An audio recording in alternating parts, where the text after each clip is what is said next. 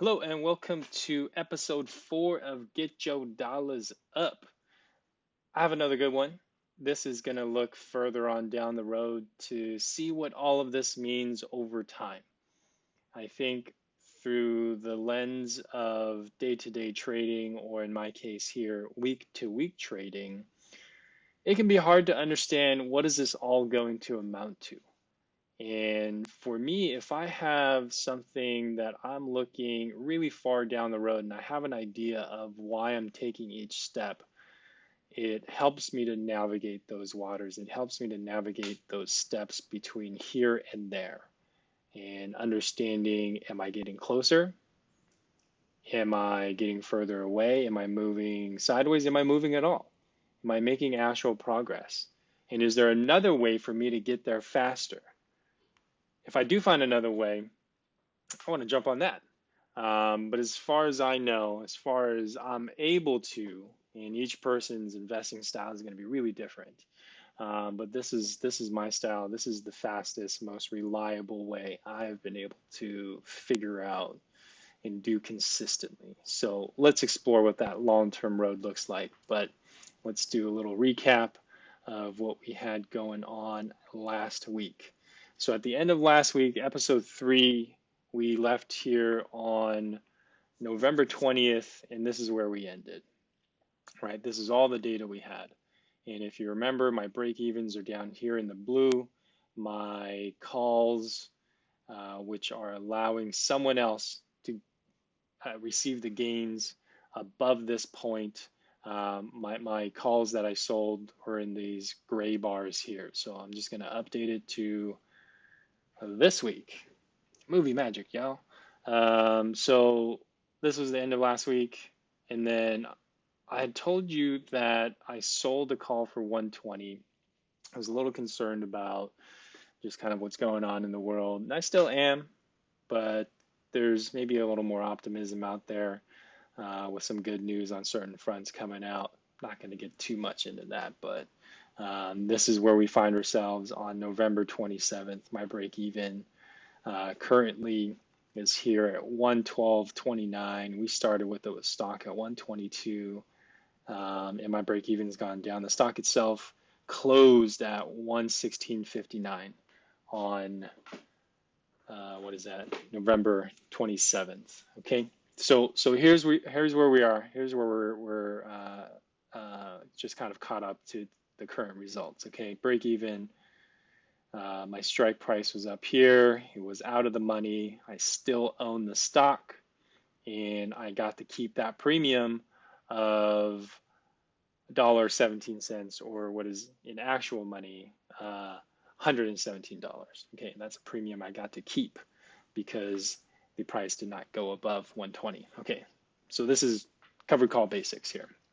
All right, so that leads us up to what did I do next? What did I do next? Okay, and oh, we don't want to go here yet. Um, this was the analysis that I did. So when I was trading in the middle of the day, the stock was a little bit higher. I traded again on the 27th. Okay, and so the stock was here, 117 during the middle of the day. This is the same chart that we saw last time. I showed you, how I calculate this, what is the annualized premium that I'd be receiving, and I decided to go with this again. Okay, not again, I apologize. Again in my mind because the premium is close to 50%. The strike price last week, I was at 120, but as you remember in the previous slide here, the stock went down for the week. And so we ended up lower from Friday to Friday. And so that meant that the premiums for all of these strike prices are commensurately lower. I got about $1 for a strike price of 120 last week, and you can see that it's closer to 80 cents. And so again, I chose 119, received a premium. This is not my actual pricing that I got. Again, it fluctuates as we go through this in actual trading. So what I got was 102. And so now we can see the choice that I made for this coming week. And then here are my current results. If we close out at the current price, I'd be up in 4.21%, and annually this would be 31%. Okay, so this is now kind of the most important part about today's video. And I think if you understand time value of money, you can kind of close the window and watch the next episode. Um, but if you needed a little refresher on it, or if you need to just understand, like, well, what does this mean over a longer period? What's 31%, right? How does that apply to me? How do I build wealth from doing this? Yeah, I get a couple $100, but how do I pile that back in to make some more, right? Um, because at this point, if I sell everything at 117.34, which is the closing price at the end of Friday on the 27th, then I would have pocketed $505 as a grand total of this whole thing over the course of roughly 8 weeks. I know this is episode 4. I apologize for jumping in the middle of everything here, but that's just the way it is. I'll start from the beginning on a new trade at the next time that I get this stock called away. So let's come back to the main point here. Annualized 31%. Obviously, this is higher than what the typical stock market return is. You'll often hear that the stock market is returning somewhere between 7 to 10% per year. I think this volatility, or this variation rather, is dependent on which index they are measuring and what time period. If you know anything about statistics, there are, there are many ways to shape how you see a number. And so 7 to 10% is kind of the range that most people have in their minds for what a stock market return is. Okay, so that's one point of comparison. But let's just ignore all of that and consider, well, what if I were able to do this all year, every year with the money that I've got in here? What does that mean over time? And I'm going to try and get to $1 million. I get from 12,000 to $1 million. And you might want to pause and consider, like, how long will that take? You have a number? Like 50 years? I don't have 50 years. Well, maybe I do. Hope I do. Uh, but I don't want to take 50 years. Hell no. So let's figure this out. Okay. I'm going to go through this. Hopefully, if you understand time value, this is going to be really easy. Okay. So we started with $12,000. Okay. So at the end of it here, how we calculate time value is we got this. Times your annualized return, and I'm going to push F4 here to lock this in. Whoops, that is not what I expected to happen. How do I use this computer? Ah, there we go. Science, y'all. All right, so that's the growth for 1 year, right? But obviously that's not correct. We need to do one more thing in here. We need to bracket this and add in the original amount. Cool, guys, because I got to keep what I put in, right? So now here's the actual end amount. Here's the actual end amount. And now we can start to extrapolate for the next year. So this, my beginning would naturally be the previous year's end, because time works that way, as far as I understand. And then, so, okay, let's see what's going on here with 2 years.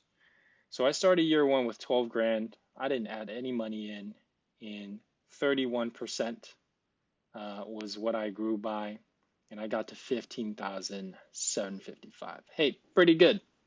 So I started the next year, I do the same thing, and at the end of the year, I get to 20,000. I didn't quite double it in 2 years, but that's pretty close. So how far out do we need to go? to get to $1 million. Okay, how many rows do I need? I'm going to keep that right at the top right there. Okay, so I'm going to go down here. Go like so. Everyone got your bets in? Is it 5 years? No, pretty far off still. 8 years? Ooh, no, but it's looking good. It's looking better. 12 years? That's still pretty far. Another 700 grand. Was it going to take 20 years? Nah, we're right about here. Right here. You're 17. We should be at 1 million. That's pretty cool. That's pretty exciting. And that's not adding any money, right? That's not like contributing into it. All we did was put 12 grand in, and then it turned into a million 17 years later. I certainly hope you have 17 years left. But let's ask another question here. What if we add money each year, right?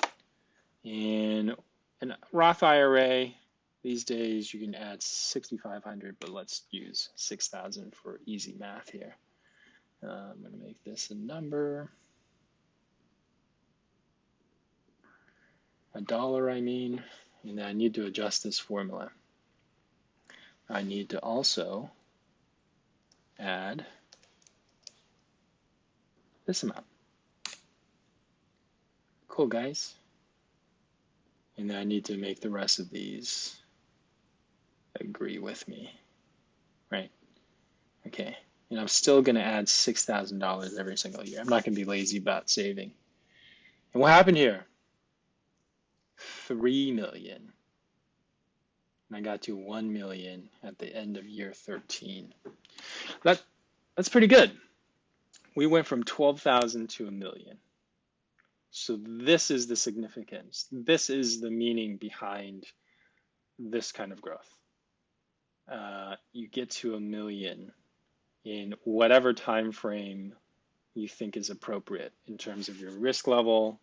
No, I apologize. You can't see these numbers, huh? Over here. These are the same things over here, though. So yeah, I hope you find that interesting. I hope that's useful in your everyday life.